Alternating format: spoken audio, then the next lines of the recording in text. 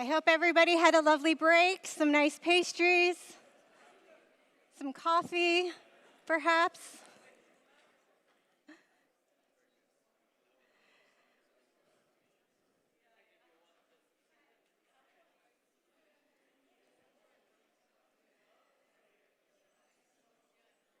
Thanks to everybody for finding a seat as quickly as you can.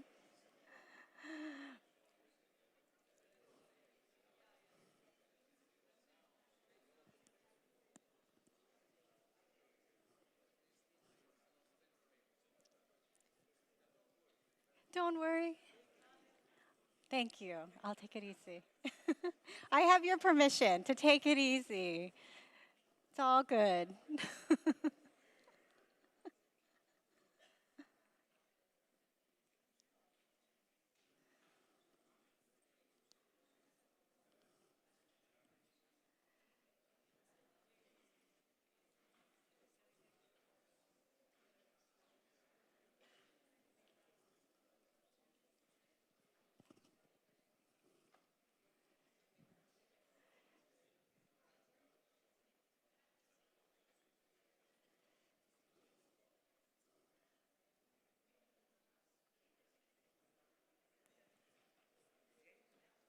Hello? Should I?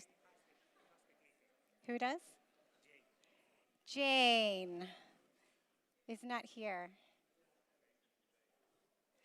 So, Gabrielle, should I go ahead and get started? So I think we'll go ahead and get started. Welcome back, everybody. If you had a good pastry, raise your hand. Yeah. If you had a nice conversation, raise your other hand. And if you feel warmed by the last panel, put your hand on your heart. Okay, thank you. All right, so I'm very delighted, and welcome to our live streaming audience. Thank you for joining us wherever you are, from the comfort of your offices or homes. We're delighted to have you with us. So I'm happy to introduce, again, Mark Chait, who will ground us with the beautiful musical interlude. For those of you who weren't with us yesterday, Mark is an Emmy award-winning film composer and concert pianist. So Mark, thank you so much.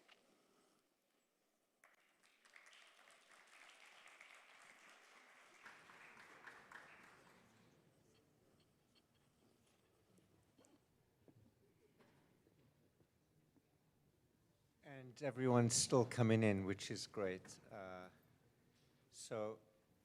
I just want to explain a little bit about the piece I'm about to play. It was inspired by Rachmaninoff, one of my favorite composers, and it is called Requiem for Borders. And the hope is that we can eliminate the invisible lines that divide us. And so that's what the original hope was for the piece that I wrote. And if you didn't have coffee, this hopefully will be a coffee insertion.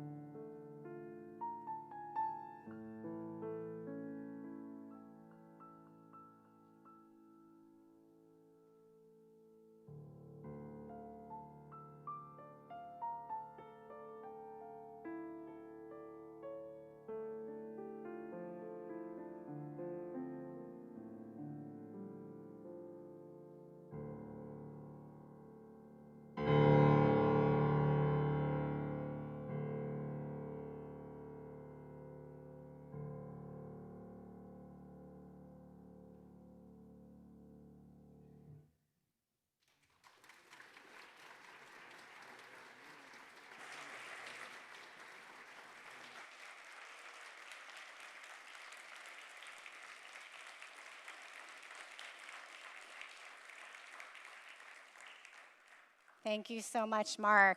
I could feel myself breathe and take a couple of grounding breaths, so thank you. So I'm now delighted to invite a dear friend and the co-founder of the Laudato Si movement, Tomas and Sua, to the stage. Many of us know Tomas for being the charismatic person that he is that helped to birth much of what we're seeing today. Currently, he serves as the chair of the Laudato Si Center of Assisi, an ecclesial affiliate at Laudato Si Research Institute at Campion Hall, Oxford University. So we thank you, Tomas, for leading us in this spiritual reflection.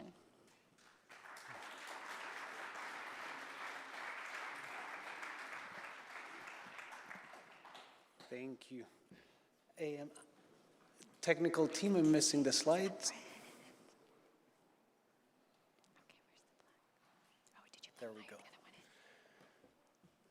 Once upon a time, a wise man called Francis roamed the forests and towns of central Italy, not far from here. Inspired by countless days of prayer in the wilderness, at the very end of his very short and beautiful life, he composed a prayer, a very special prayer. Oop. Missing a slide there. Missing a slide. Anyways, he composed a very special prayer, the Canticle of the Creatures. 800 years later, another man, also called Francis, lived very close from here as well, Francis of Rome. Inspired by that beautiful canticle of the earlier Francis, he also composed a prayer, a longer prayer. The new text, as we know, was called Laudato Si. Those words of praise, that wonderful refrain of the earlier canticle. Both prayers were for everyone. One was written in vernacular Italian, which at the time was quite revolutionary. The early Francis departed from the tradition, the very firm tradition of Latin writing for the erudites, not for everyday average people. He wanted to reach everybody. Likewise, the other Francis also wrote his prayer for everybody, to all people of goodwill. Both prayers challenged prevailing mainstream worldviews, ways of viewing the world. One, in the case of Francis of Assisi, at his time, mainstream medieval attitudes to the natural world were well illustrated by a book that was written by the standing pope at the time. The title of the book, Liber Contemptum Mundi, the book of contempt for the world. A world that was prone to sin, prone to darkness, a world to be despised. Likewise, in a very different way, 800 years later, in the case of Francis of Rome, mainstream attitudes to the natural world are marked by the throwaway culture. A culture that views the natural world as mere collection of financial assets to be exploited, to be discarded.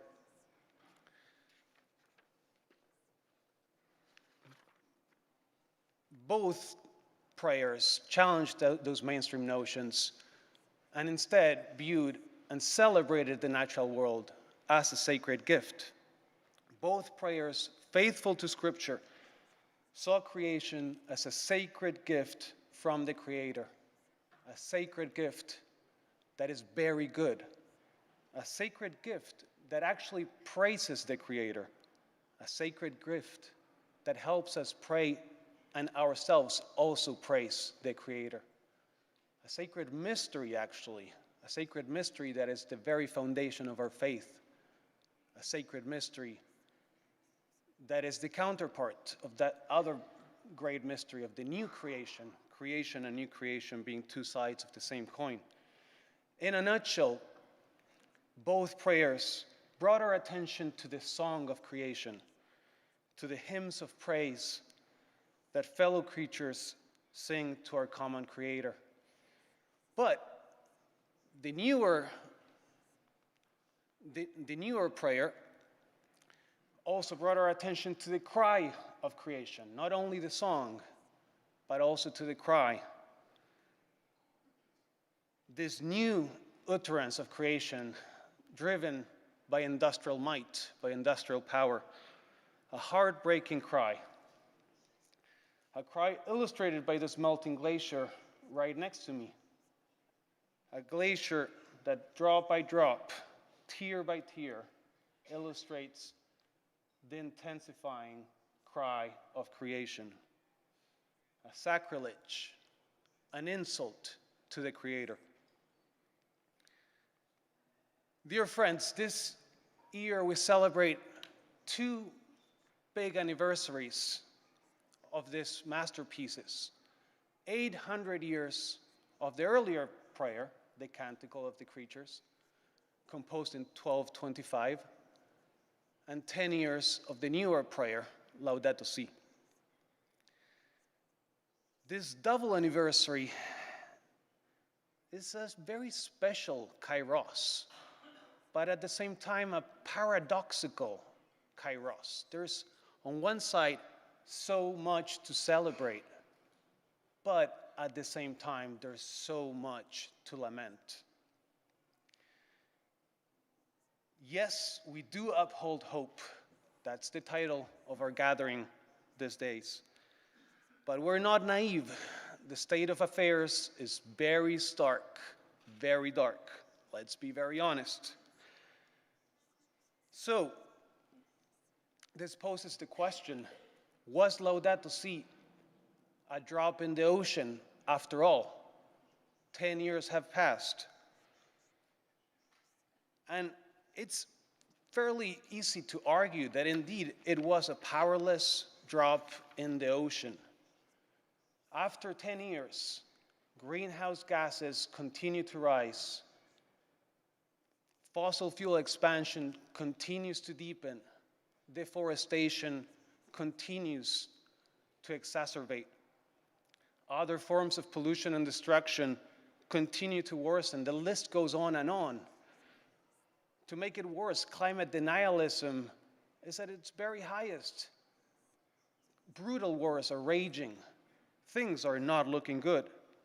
Consequently, after 10 years, glaciers like this one here continue to melt increasingly faster. Seas continue to rise. Climate disasters continue to worsen. The poorest among us get hit harder and harder. The extinction crisis continues to exacerbate as well. Terrifying tipping points are being crossed as we speak. So, Laudato Si does seem like a drop in the ocean after all, right? Not quite, I would argue. Laudato Si galvanized a powerful undercurrent sweeping through the ocean. It accelerated an undercurrent that was already underway for many decades, but decisively accelerated. Strong enough? No, certainly not. That's why we're here. But strong enough to start making a difference. Not obvious in plain sight, but very real under the surface. This is a reason for great hope, my friends. Great, great hope. Creation is a key priority for the church, especially in the global south, where most Catholics live. Pope Leo made this crystal clear both yesterday and in recent months. There's no going back. That's very good news. Laudato Si already has a living legacy, a vibrant legacy, as we see in the beautiful faces in this room. What a journey these last 10 years, my friends. What a journey. Laudato Si, complemented also by Querida Amazonia, Laudate Deum, and an evolving magisterium, is beginning to permeate the ethos of the Catholic family. Slowly but steadily, creation is gaining more attention in Christian spirituality, theology, catechesis, liturgy, and beyond. Hearts and prayers are beginning to transform. Similar things are happening across faith traditions. One beautiful example, many Episcopal conferences issued national mandates just in this last few months to celebrate Creation Day on September 1st or the following Sunday with the new Mass, the new Creation Mass in all of their parishes. Even better, many Christian denominations are officially adopting the Feast of Creation in their liturgical calendars. This is big, and this is a direct fruit of Laudato Si. So Laudato Si has catalyzed, without a doubt, a truly powerful undercurrent in the ocean. There's so many stories that we've been hearing and will continue to hear, and that will not even be mentioned in these days, that are testament to that. A spiritual transformation is starting to unfold, a conversion, an ecological conversion, that transformation of the heart. A worldview like that of those two prayers, especially that of the Canticle of the Creatures, challenging the throwaway culture, inspiring, sustained, transformative, long-term action, which is what we so desperately need. I'm fairly sure that Laudato Si will prove to be as transformative as Rerum Novarum in the 19th century, that other wonderful encyclical, prophetic encyclical, that initiated the chapter of Catholic social teaching. Looking back, I'm fairly confident they will be viewed with similar weight. But the undercurrent is not strong enough or quick enough. Given the big mess we face, the undercurrent must grow bigger and faster. Unless we recover this common understanding of the sacredness of the natural world, which all faith traditions share, the sinister forces running our economies, running our governments, will continue this relentless race to the bottom. What will ultimately prevail? The dark forces making Laudato Si look like this powerless drop in the ocean, or our humble efforts, aided by the Holy Spirit, to help Laudato Si become the most powerful of undercurrents in the ocean. The answer, which will prevail? It's up to us. It's up to us and the commitment we make these days for the next 10 years of Laudato Si. As we celebrate these 2 anniversaries, let us recommit to joining the sacred song of creation, that sacred song that fellow creatures have been praying and singing for millions of years, that we humbly join as well. Praise be God. Laudato Si. Thank you.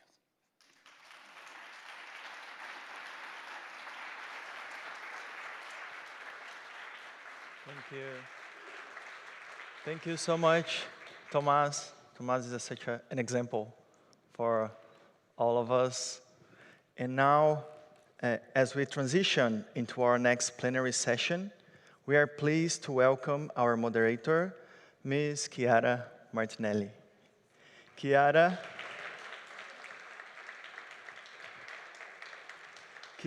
is the Director of Climate Action Network Europe and a leading voice in shaping ambitious and equitable climate policies across the continent. With a background in advocacy, policy, and global solidarity, she brings a wealth of experience to guide today's conversation. The floor is yours. Sir.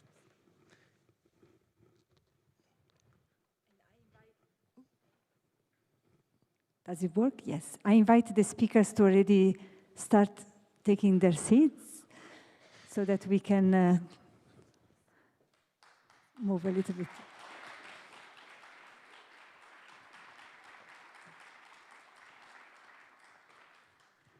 And spoiler, I know this is before lunch, but this is an amazing lineup of speakers, so we will keep you, I'm sure we will keep you engaged.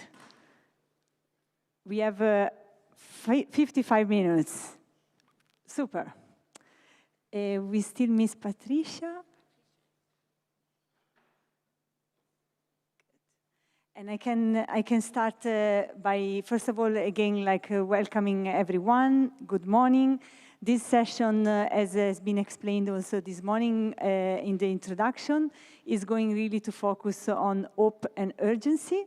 So we are in this journey in these 3 days to look together, to engage together, to build together and raise hope for our actions moving forward.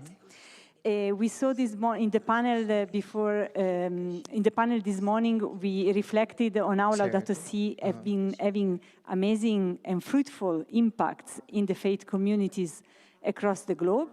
And with this session, we wanted to see and look together on how actually Laudato Si have been having impact also outside the faith-based communities, outside the church. Indeed, I think I can say that personally I have been witnessing such an impact of Laudato Si across civil society activists, negotiators, advocates, policymakers, business leaders. So today we are going to reflect together with this lineup of speakers because we also see that we want to celebrate those impacts, but we also see that it's not enough, and we wanted to keep moving forward. And we must ask ourselves, how can we unite efforts across the society, across all different players and stakeholders, and remind us what Laudato Si has been putting really at the center of his call, the moral imperative, the moral challenge, the moral call to action that needs to guide and must guide our action in the work that we do every day. So with that, we are going to explore these questions and deep dive on these together with this lineup, as I said. So I'm very honored, and I will also try to speak as briefly as possible, and I'm not going to introduce people in long because they don't need introduction, and also because I think we are more interested in hearing what they're going to say. So starting from my right, the CEO, I welcome Laurence Toubiana, the CEO of the European Climate Foundation. Thank you for being with us. Then Patricia Gualinga, President of the Tribunal on the End of the Fossil Fuel Era for the International Rights of Nature Tribunal. Here, Mr. Bill McKibben is founder of Third Act and co-founder of 350.org. And last but not least, Professor John C. Sweeney, climatologist and emeritus professor in the Department of Geography at the Maynooth University in Ireland. So a big applause for our speakers. And a quick reminder to all of us here in the room, but also for the people online, that if you can scan the QR code, you will be able to also bring in your questions after the first round here on the stage. So as I've been saying, and we heard also yesterday, starting with the intro from our dear Yeb Sano, hope is not something abstract, is not about thinking, oh, something might happen to me that is nice, but hope is a verb. I hear many times saying hope is a verb with the sleeves rolled up. That means hope is action, right? So this is really the purpose of this session. So without further ado, I'm starting and turning to Patricia first. Patricia Gualinga. You are you're coming from the Amazon, where from what we observe, cultural and spiritual traditions are really like at the core and the main driver of the action. So how have you seen this connection between faith and activism on the front line developing in the last years, and thanks also to Laudato Si? Buenos días. Muchísimas gracias al movimiento Good morning. Thank you very much to the Laudato Si movement for the invitation. I will speak my identity of Quechua woman in Amazon. Amazon has a biodiversity which is in danger, runs a serious danger now. pidiendo alianzas estratégicas. And the indigenous populations ask to create strategic alliances, and there is only a fight to be done, which is a fight for survival and for life. And on this we all agree, at least this is what we believe. We indigenous people, we are people whose basic essence is the knowledge of nature. So talking to nature, feeling nature, and thinking that nature is a brother or a sister. And we must think that nature sees us in the same way. That's something that society seems to have forgotten. And when we see that in the church there are saints of nature, such as Saint Francis of Assisi, then it is clear that many people have identified with them. And there is a group of Bishops' Conference of Amazonia, which is a fruit of the action of Pope Francis.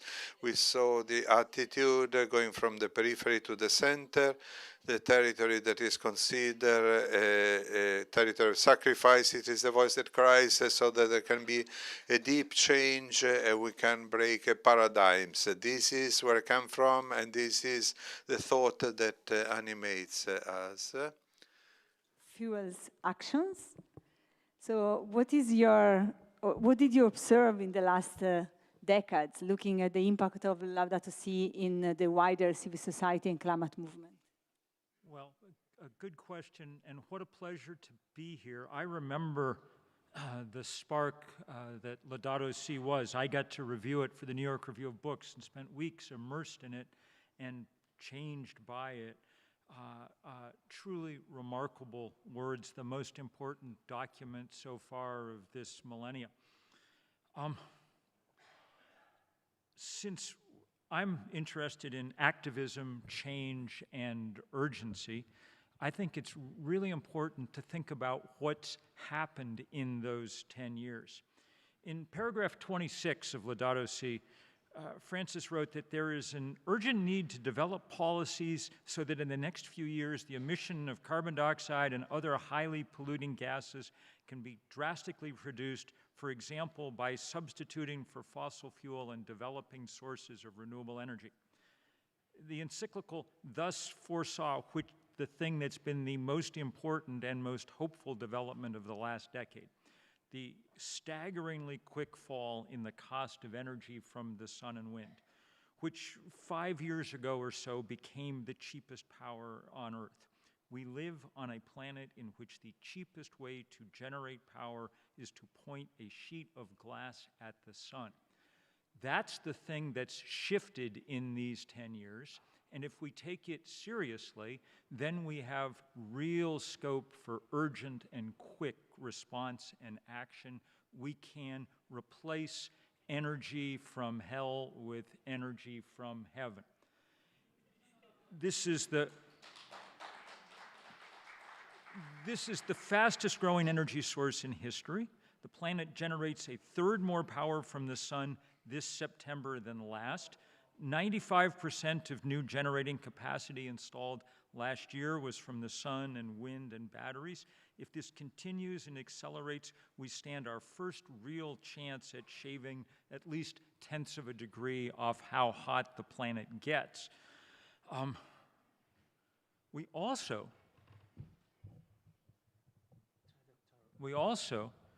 stand a chance of providing affordable energy to everyone on Earth for the first time. Energy that can't be hoarded or held in reserve, that won't come under the control of plutocrats or oligarchs. In the States, we've just finished last week the celebration of the first Sunday, 10 days ago, with 500 events across the country designed to speed up this transition. Fletcher, Harper, and Greenfaith were a huge help in this work. Because we must go fast, economics alone means that 30 years from now we'll run the planet on sun and wind. But if it takes us anything like 30 years to get there, then the planet we run on clean energy will be a broken planet. So we have to seize this tool. Francis argues in Laudato Si that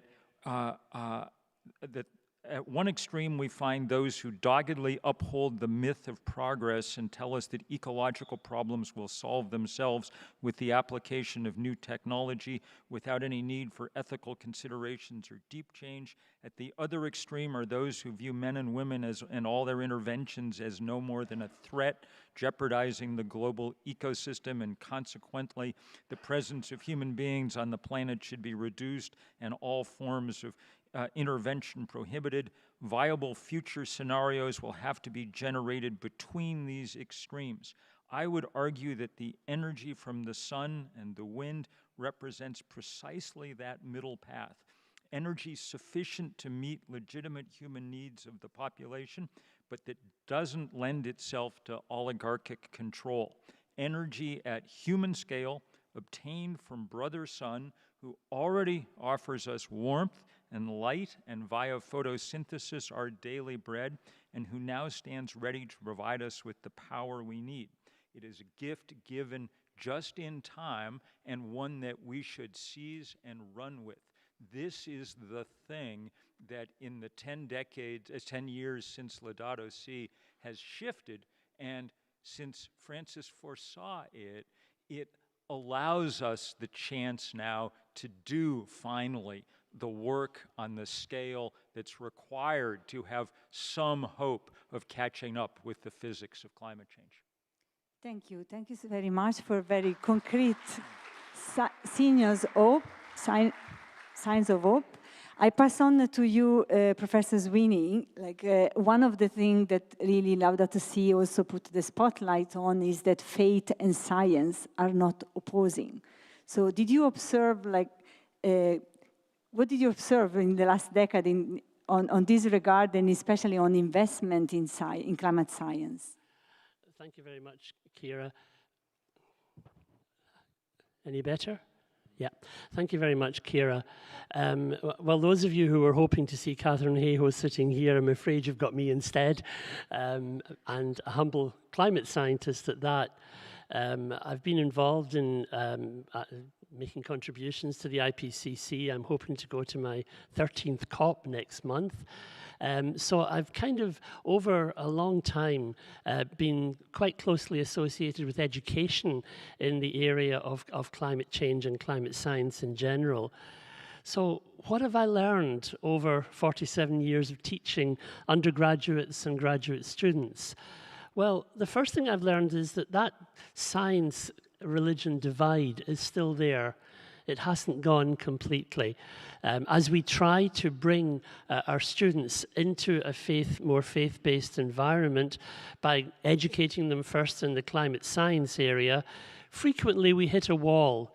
And we hit a wall with young people in particular who don't want to make that jump between, I suppose, a religious-based approach and a scientifically based approach.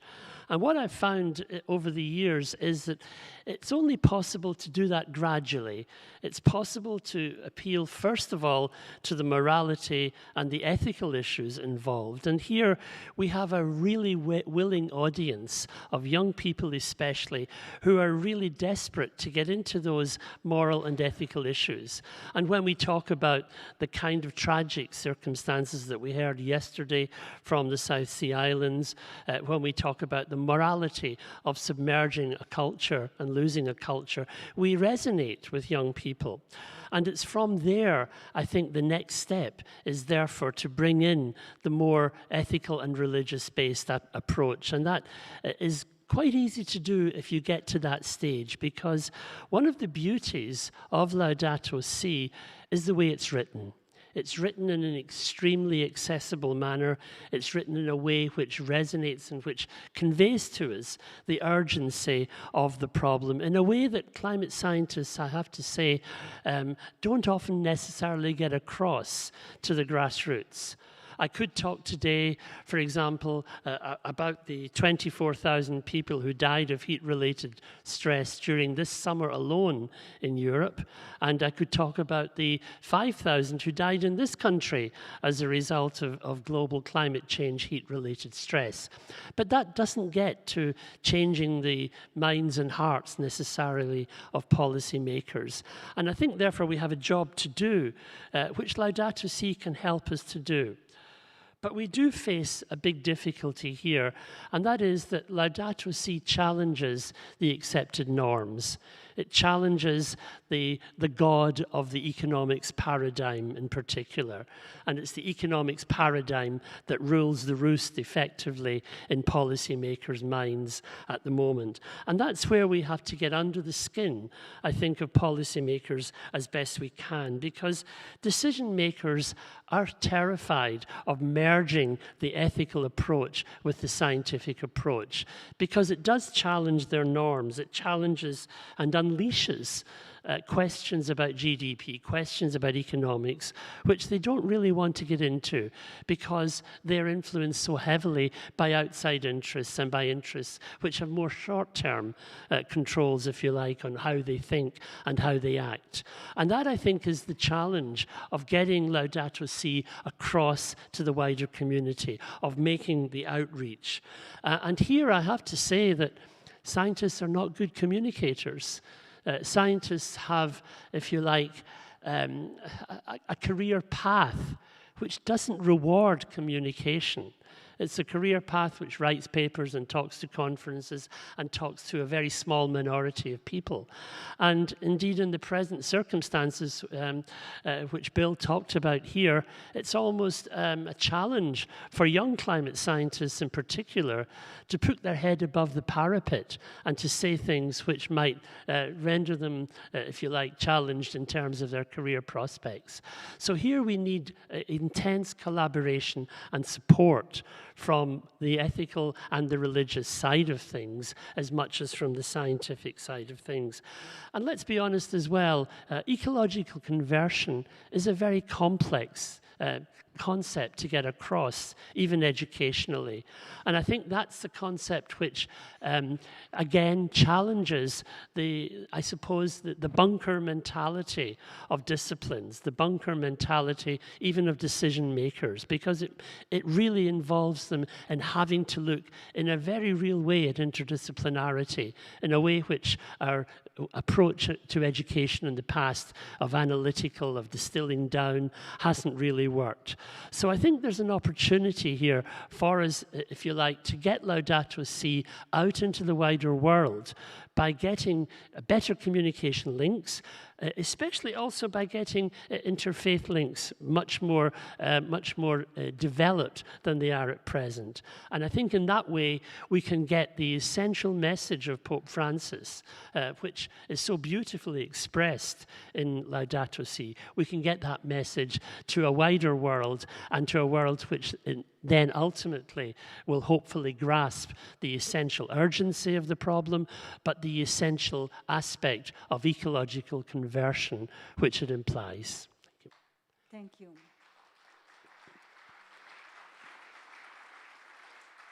And last but not least, looking at the last 10 years, Laurence, I mean, you have been playing a critical role in forging the Paris Agreement. So how did you observe like faith leaders' contribution to the implementation of the Paris Agreements, to the climate movement as such, to the policymakers?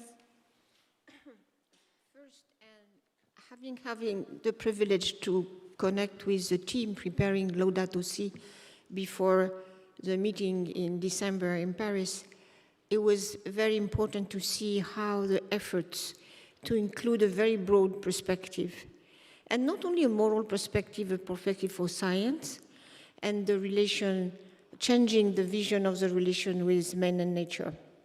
I think this has had a profound impact on the Paris Agreement. When you read the preamble of the Paris Agreement, you see that this notion of justice, of equity, of addressing the needs of the poorest people, the impacts, and at the same time, reconsidering the relation of man with nature is in there. And it was a very, I can tell, a very big political battle to get there. It was a very intense discussion and negotiation around that text, which in a way gave an element of the moral compass. I think the second element is the idea that you should not listen to the voices of the biggest countries, which was of course a risk to draft the Paris Agreement. And then, as you know, the small island, but the civil society community and the faith group were very important to say, we have to listen first, and that's so important, to the people more affected. And they are the ones who should have the more voice. And that was absolutely determinant in finally the equilibrium of this agreement where, and as an anecdote I can tell you, there was, of course, a proposal from US and China as a joint proposal for the agreement on the final days. And then we have to say, no, this is not the way. We will start from where the peoples are. And the people who are talking high and very loud were exactly the people affected. So you know the spirit of that, the relation man and nature, the voice that has to be heard first, were founding elements that, of course, and we can discuss that later, or certainly are challenged these days. But still, I think the philosophy and the spirit of the Paris Agreement is there. I saw after, and you know the Laudato Si movement that has, in a way, emerged from all this, has been powerful. But certainly I will come back to say you need to do much more now, because of course the situation is much more difficult. But just say that it was an element that in the faith group, the idea that there was a constitution that would speak for this vision has been very, very important, including in the economic sector, including in the financial sector as well. That has had a lot of influence. Super, thank you, Laurence. Yes, please. I'm continuing with you, to move more on exactly what you said. So what's now? Because the now is a today where we see climate deniers getting louder, where we see actually climate ambition very much at stake, especially in those most rich and powerful countries. So now with a little bit more than 1 month to go to COP30, what are also your recommendations, your suggestions to the faith communities on how to play a role to engage and to build this consensus that we need to make the Paris Agreement moving forward? You see, in this particular moment where all the geopolitics are against any common endeavor, I think this movement has a big responsibility. Maybe you feel it, or maybe you don't feel it, but you know, we are engaged, it was not the intention of everyone, in a cultural battle where protection of nature, protection of the poor, defense of the minority rights qualify you in a corner because you should be not from the majority of people. So this culture battle, when there is a culture battle, who responds to culture? That's your responsibility. It's not the government that responds to culture battle. It's not the government that can respond to values. Even now, even less and less political parties. So it's a relation from person to person in each place you are. And I must say, you may be now much more in the front line than you anticipate. If there is no the faith groups, and you know, including the Christian community, you have voices that try to demonize the people who want to fight for nature conservation and fighting climate change. There are people who want to demonize and to really fuel this hatred element that the other is the enemy. This is your responsibility. And if I can say something very strongly, you will be in Brazil with a lot of faith groups in there. They are not on the same line. You heard Marina Silva yesterday, and of course she tried her best, and she's an extraordinary, charismatic person. But it is your responsibility now that Laudato Si movement speaks very high. It's not a technical issue, it's a moral issue, and now it's based on the cultural element. How you will depolarize the discussion, how you'll be reaching other communities, other faiths, but don't be naive, unfortunately. It will not be easy.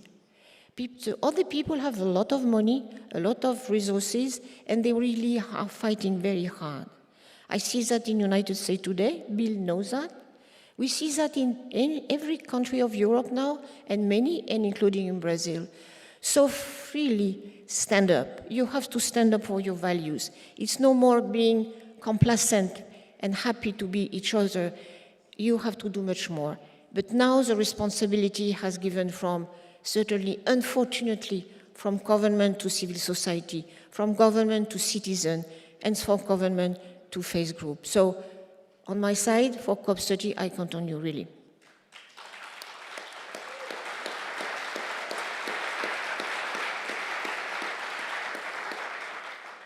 And Professor Zwinny, I mean, to build on that, to keep the pressure, right? How can faith group use the moral call, the moral imperative to champion science today that is so much challenged? Well, I think,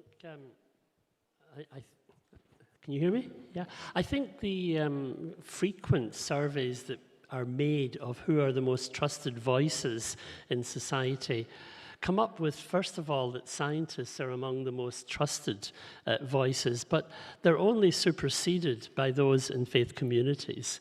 So here we have two very large blocks with credibility in the general public's view. And I think from what Mr. Schwarzenegger was saying yesterday, in particular with 1.4 million or billion Catholics in the world, there is a potentially very powerful force indeed which can be unleashed. And I think that's the, if you like, the synthesis that we should look for between science and the faith groups. And I think that really puts the onus, as was said, on faith groups to be more active and to be more, if you like, I suppose aggressive in terms of questioning where the rubbishing of science goes on, where the denigration of scientists is occurring. And I think it's on us, therefore, to start saying that faith communities need to grasp a bit more and realize a bit more their potential to change decision makers' views in particular, because they have the potential for an enormous influence on decision makers. So I would like to see faith groups get more involved, for example, with NGOs. I'd like to see them get more involved with direct meetings with key decision makers. Now, that will influence things because I think policymakers in particular are conscious of the need for a grassroots support for what they do. And they're conscious of the fact that they're only there for 4 or 5 years if they don't respond to what the general groundswell of opinion coming up at them is. But they are also subject to immense pressures from vested interest groups. And sadly, the balance is very unequal in that at the moment. So I think it's incumbent on faith groups to try and get, not to be afraid to take policy positions. I would love to see, for example, faith groups going to COP30 and saying to their representatives, look, we want you to support the Fossil Fuel Non-Proliferation Treaty. I would love the church to support things like that as well. And I think the urgency is quite clear. The communications need to be improved, need to be made rather more relevant to the everyday life of people. And I think that's what will build resilience. That's what will build hope, I think, in the future. I think the sense of community outreach that needs to be fostered now is very, very important and can, if you like, translate the ideals of Laudato Si into reality in terms of our common home. Thank you. Thank you, Professor. Going on with you, Bill, just to remain on being concrete and bold, you mentioned earlier paragraph 36 of Laudato Si, fossil fuel phase out. The faith-based community played an important role on the campaign on divesting from fossil fuels. Can you tell us more and what can be done now? Absolutely. Look, all of us in the climate action movement are really grateful to the many agencies of the church that divested from fossil fuel, the orders and dioceses and universities and other institutions. Lorna and Tomas were absolutely crucial in that work and stayed with it year after year, and we're incredibly grateful. The global divestment movement has so far resulted in endowments and portfolios worth more than $40 trillion, separating themselves from investments in coal or gas or oil, by some measures the biggest anti-corporate campaign ever. Now the question is, how should that money be invested? And I'm going to return to what I was saying before about what's happened over the last decade. During most of the period of the climate crisis, fossil fuel was cheap and clean energy relatively expensive. That's why we work so hard on things like carbon pricing to make fossil fuel more expensive. In this decade, those facts have been decisively reversed. Now we have cheap renewable energy, and that means that we have to figure out with dispatch how to provide it to everyone. Forget for a moment the climate crisis. Just breathing the combustion byproducts of fossil fuel kill 9 million people a year on this planet, 1 death in 5, highly concentrated among the most vulnerable and poorest people. We have seen this change to renewable energy start in remarkable ways over the last 36 months. China's production of cheap solar panels has begun to provide a remarkable bounty. Across the border in Pakistan, in the last 18 months, individuals using YouTube videos as their guide have put up many, many gigawatts of solar power, transforming lives. Pakistani farmers, for whom diesel for irrigation pumps is often the most expensive item in their budget, are using 35% less diesel than they were a year ago because they now possess solar panels. Often they lack the money to build the familiar stands, to put them on there, just laying them on the ground and pointing them at the sun. The same miracle is starting to play out in large scale across Africa over the last 6 months, any place where Chinese trade routes send those panels. We've seen, in large part thanks to Svetlana Romanko and her remarkable work, how in the Ukraine, people are realizing that renewable energy from the sun and the wind is much more resilient to the attack of military madness than the thermal power that we're used to dealing with. I would say that in this current moment, the greatest inspiration from the church may be deeds and not words. The installation of the new solar farm at Santa Maria Galleria, which should soon make Vatican City the first solar-powered nation on Earth. When Pope Leo visited that site in June, he made clear that this was not the pet project of one pontiff, but a reflection of the degree to which Laudato Si has penetrated in the thinking of the Church. Now it's time for the Holy See and everyone else to recognize that the same grace must be extended quickly to people on Earth. I would argue that as the global climate talks continue on their long yearly cycle, the time has come to add a more focused program of actual development. We were talking about this at the Global Ethical Stocktake yesterday. China by itself possesses the manufacturing capacity to produce immense quantities of solar panels annually. Other countries, Vietnam, India, and the like, are quickly developing similar capacity. What if we came together as a world to, in effect, globalize the production of those factories, paying for them to operate around the clock and providing the panels at little or no cost around the world? No project in the history of the world would rival that. Imagine just dropping off great shiploads of panels on every wharf and railroad siding on Earth, and then stepping back to see how quickly humans could transform this place. The last technological project like this happened in my country in the 1960s, the moonshot, which brought together a deeply divided nation, though not a nation as deeply screwed up as the United States of the moment.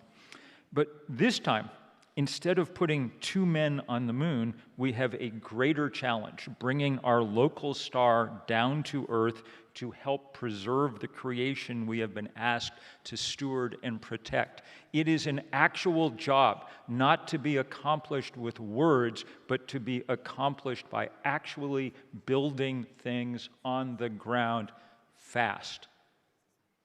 Thank you.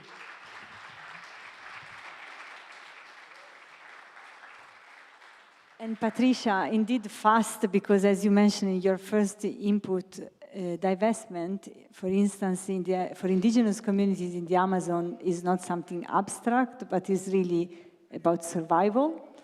So what you will ask today to world faith leaders to address this emergency?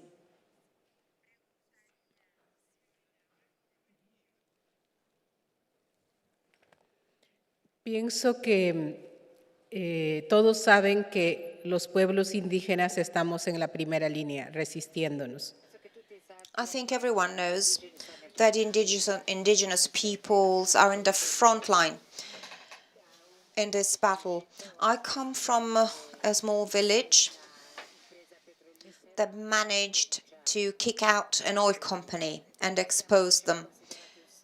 We are considered to be a symbol of resistance, a success that can inspire other people.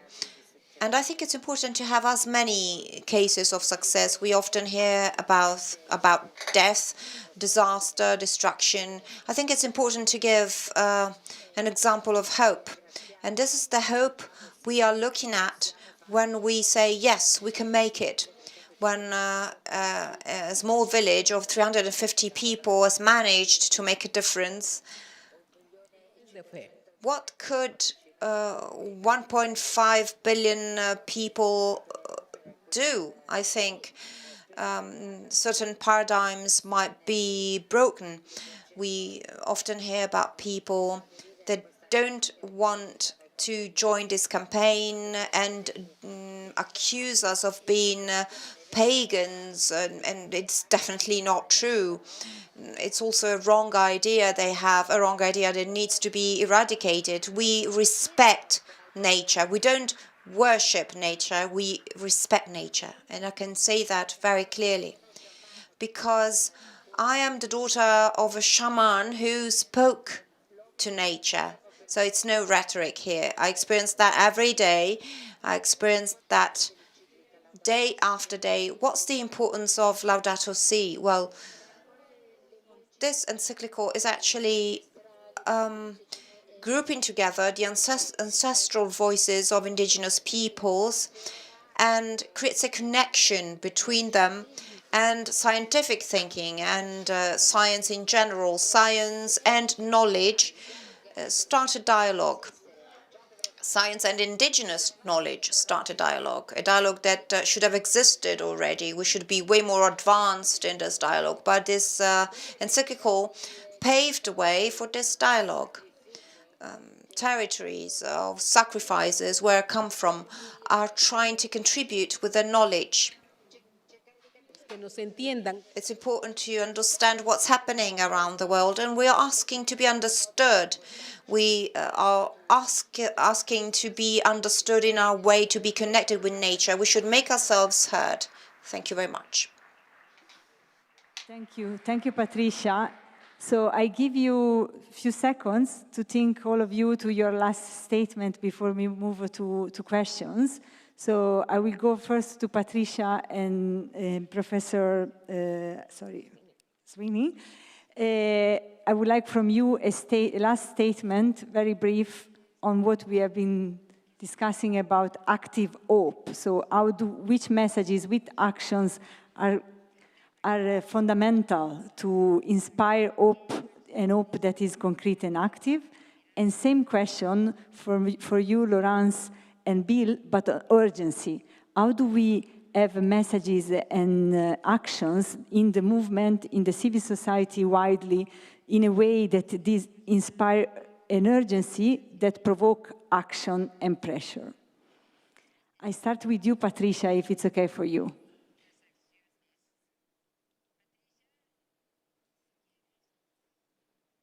On hope. Todos sabemos que es urgente. We all know that it is urgent, that we are on a non-return point. I want to speak about the Amazon bio situation. We are much beyond the no-return point, and that's very serious for humanity, because if Amazon disappears with the impact of all the extractive industries, oil, and there are so many companies involved, the world will run a great risk. We would have lost, and we cannot allow for this to happen. Every one of our sites where we have the stock, we have to act urgently, and we can do it. We cannot be quiet. We fight against all diagnosis, and we have to make the difference. We have to act now, but in unity, irrespective from colors, religions, or belonging. We talk about the different cultures, so we have someone that we share, and we have to act through love, through awareness, and through action. And I invite you to be part of this action, and not only the indigenous people, because we always support our blood, but all together with strength we can change the situation.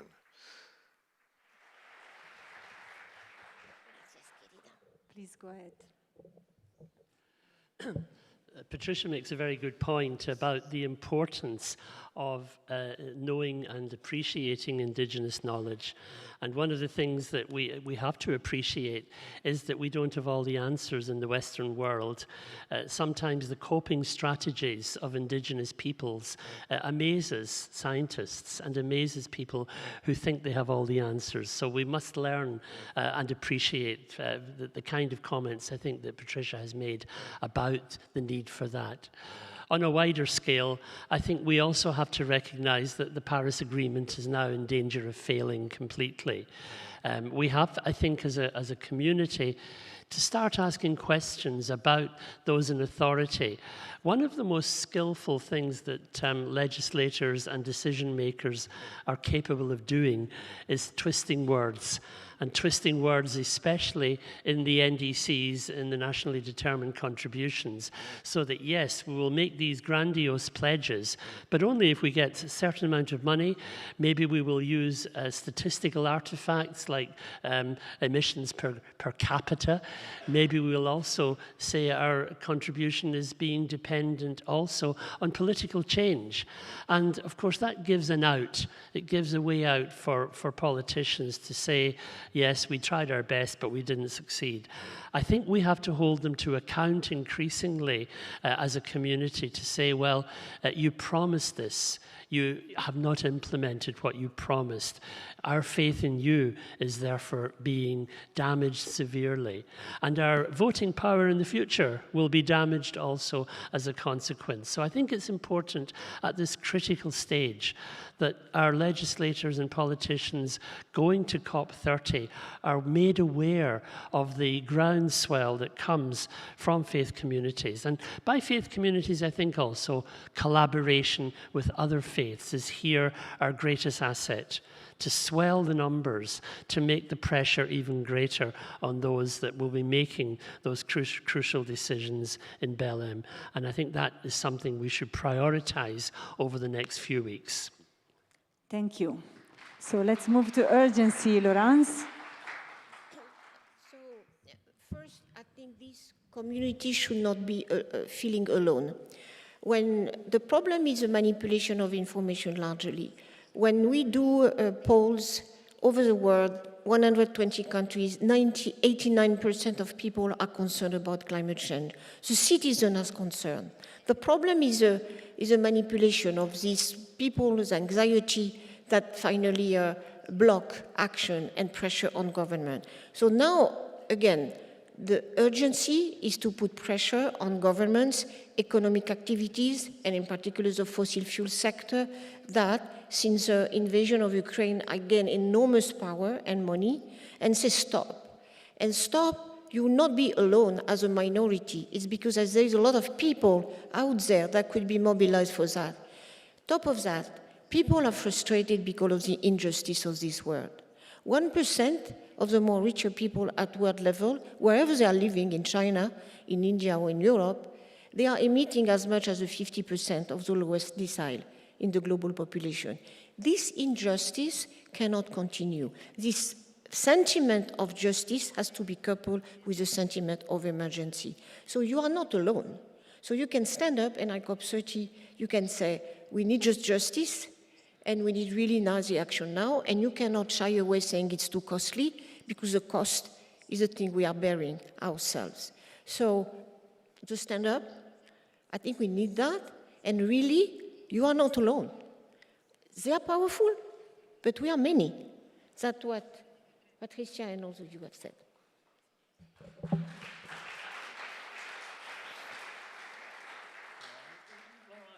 As so often, absolutely right. Is this working? Yes. Laurence is, as so often, absolutely right. Look, the urgency is deep and real. Way back in the 1980s, I wrote what's usually called the first book about what we now call the climate crisis, what we then call the greenhouse effect. The things that scientists told us would happen are now happening, and in fact, worse things are taking place. In the last 18 months, we've seen really strong indications that the jet stream has begun to flicker and falter. Similarly, the great currents of the Atlantic, the Gulf Stream, beginning to wobble as fresh water pours into the North Atlantic. We're seeing truly systemic attacks on the operation of the planet. And there are times when one cannot help but fear that we have waited too long to do anything about this. But if we have a window left to act, it is a narrow window, and it is closing. The two great inventions of the 20th century, for my money, were the solar panel and the nonviolent social movement. And it's some combination of these two things that, if we can bring them together in the next 3 or 4 years, will allow us to have some chance, not at stopping global warming, much too late for that, but at least perhaps stopping it short of the place where it cuts civilization off at the knees. I hope that many of you join us in this now growing Sun Day effort that we have underway. We've finally been given a tool, cheap power from the sun and wind, with which to address this crisis. It would be a sin to waste that chance.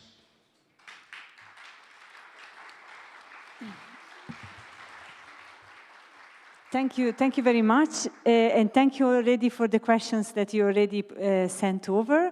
Before we open to a couple of questions, I would like to invite Mr. Elmin Abouleish, the CEO of the SECAM initiative, and representative of the business community also that was mentioned here in the panel, to maybe share a first comment. And my question to you is really like about how business leaders also can be part of these efforts across different stakeholders on addressing the climate emergency.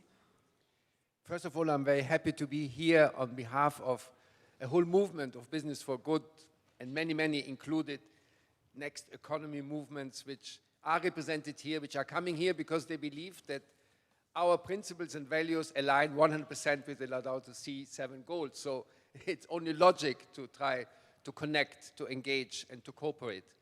And my only plea would be to the Laudato Si movement to see how we can even create new mechanisms for cooperation, for engagement.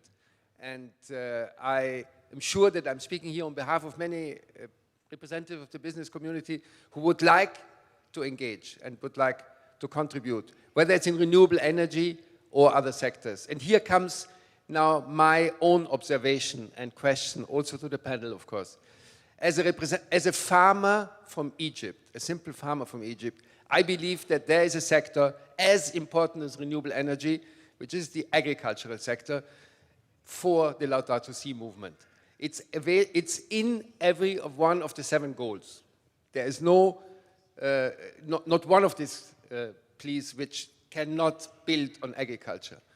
There is a clear direction to go to organic, sustainable, regenerative, biodynamic agriculture, a clear direction. And gladly, today, this is not only a plea from the Laudato Si movement.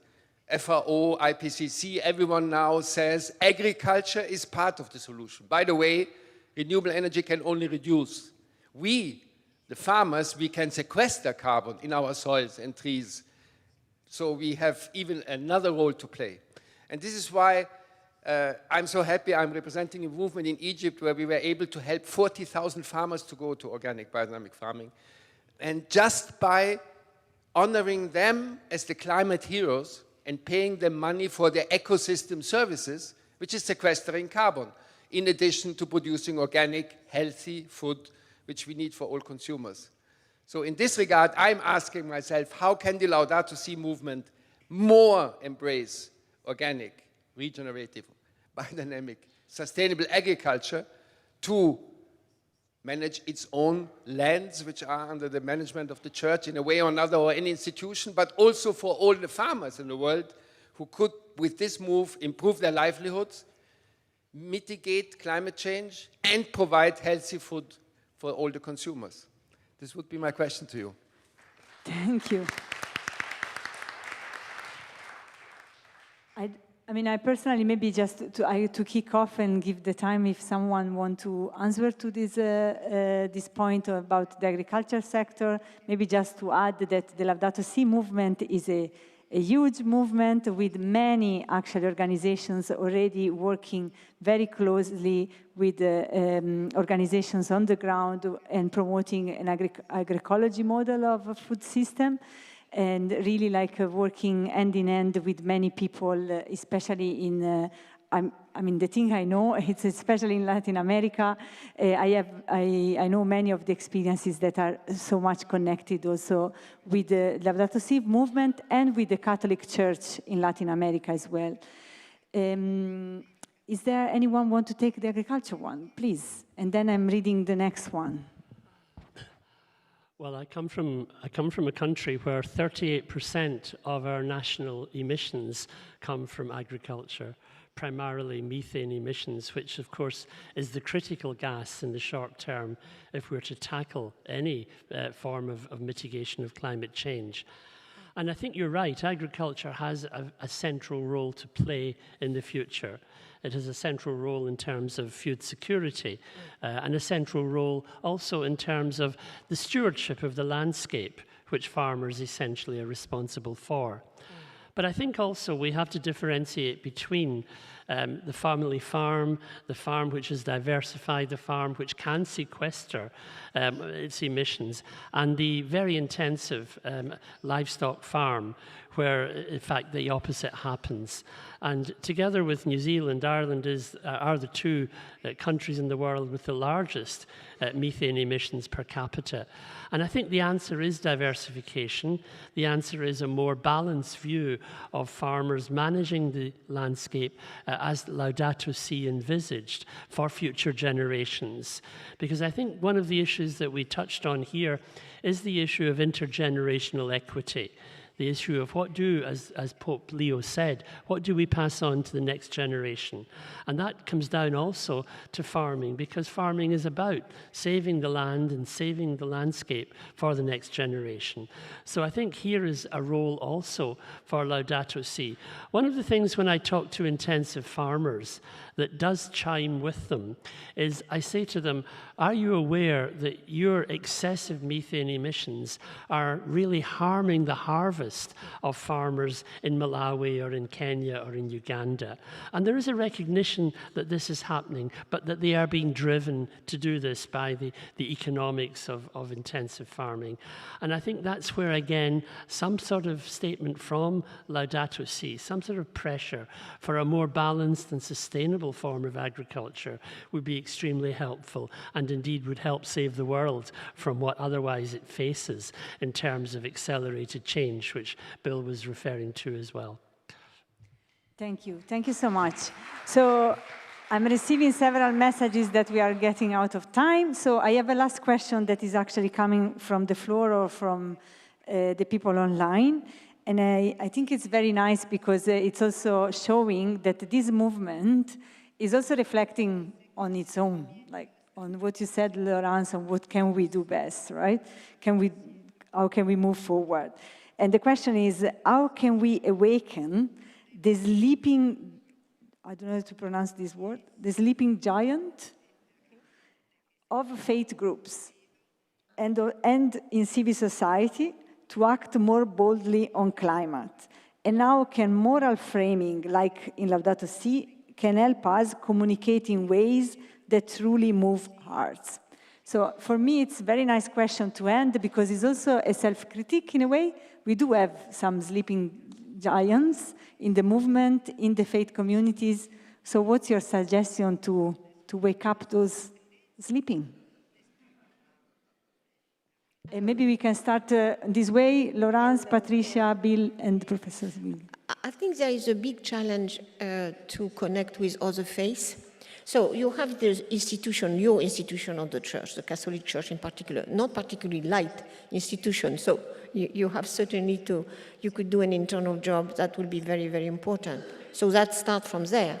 But then I think the solution is as well to reach out to other faith groups, because the Christian evangelists, the Jewish communities, the Muslim communities, the Buddhist community, at one point in Paris, we gather them.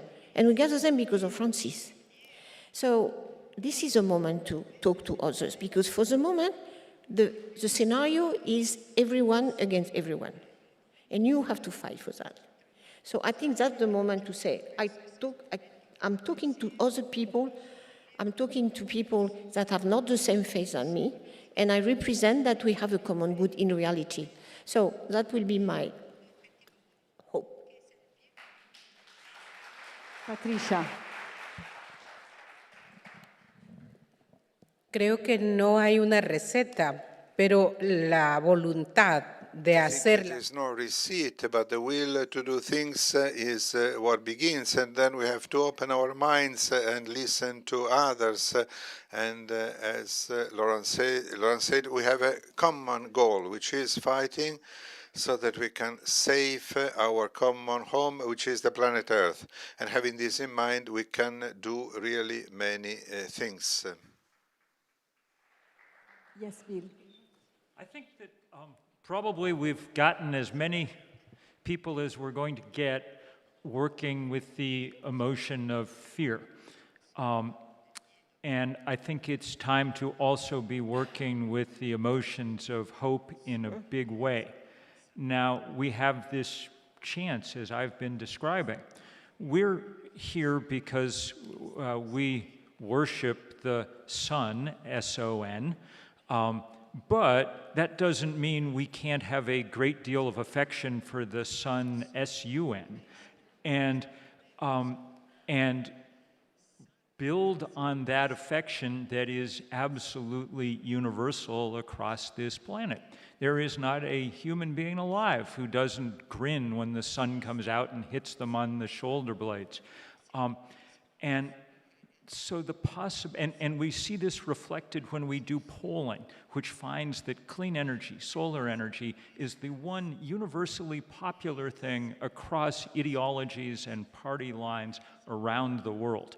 Everybody recognizes the attraction of getting off dirty energy provided by rich oligarchs who do their best to impoverish people around the world all the time, and replace it with energy that's available to everyone, everywhere, by their own efforts, not through the interventions of the rich and powerful. So that possibility for a deeply positive movement based on the need to push quickly for clean and affordable energy, that's a new possibility for our movements, and it's definitely one that the church can play a leading role in. When the switch is turned on that solar farm on the outskirts of Rome, and Vatican City becomes the first solar-powered nation on Earth, that should be a moment of maximum propaganda of all kinds. There is a moment to really say, everybody else step up and start doing what we've done, because it's necessary, because it's economical, but also because it's beautiful. And that's a powerful part of what we have to do now. Thank you, Bill. Well, I'll be brief. As someone who has spent 4 decades showing histograms and graphs and realizing now that it's not getting through to the general public and the people at the grassroots as effectively as scientists would have wished, I think, first of all, I still support the primacy of science. It doesn't inform policy the way I thought it did, but I think it's important that we respect and we uphold the scientific arguments. But in terms of awakening the sleeping giant, there are only 2 things I would like to emphasize. One is collaboration and bringing into the fold other supporters in other faith groups in particular who can add to the richness of Laudato Si. And I think that that's very important. And the other is a very simple message is get active. Get out there, make your case, get to the people that matter, tell them your concerns, and get commitments from them that they will keep. That's the ultimate only thing we can do. Thank you so much. So with this round, we are going to free you, all of you, for a break, for lunch. I think we had a job was to stress hope and urgency. I think we did it quite well. So thank you so much to all the panelists. My takeaway is really that we are also privileged. Like, we received this document 10 years ago, the Laudato Si documents. It has my takeaways from what the panelists have been saying is that we got a very clear message that justice is the only compass we can use for ambitious climate action. And we are not alone, as we have been heard. And actually, this compass can help us to depolarize and build bridges in this very difficult context we are living in. So thank you so much, and enjoy your break.